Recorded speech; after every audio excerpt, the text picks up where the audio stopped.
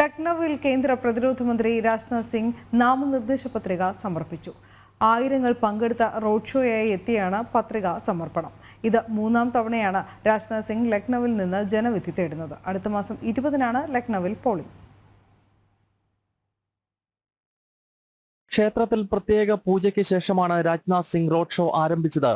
UP മുഖ്യമന്ത്രി യോഗി ആദിത്യനാഥ്, ഉത്തരാഖണ്ഡ് മുഖ്യമന്ത്രി പുഷ്കർ സിംഗ് ധാമി തുടങ്ങിയവർ റോഡ് ഷോയുടെ ഭാഗമായി.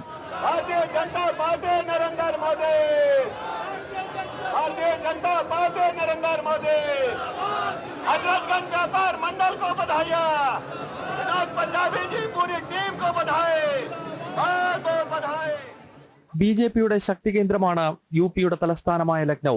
1991 മുതൽ 2004 വരെ BJPയുടെ സ്ഥാപക നേതാവും മുൻ പ്രധാനമന്ത്രിയുമായ AB വാജ്പേയി തുടർച്ചയായി വിജയിച്ച മണ്ഡലം.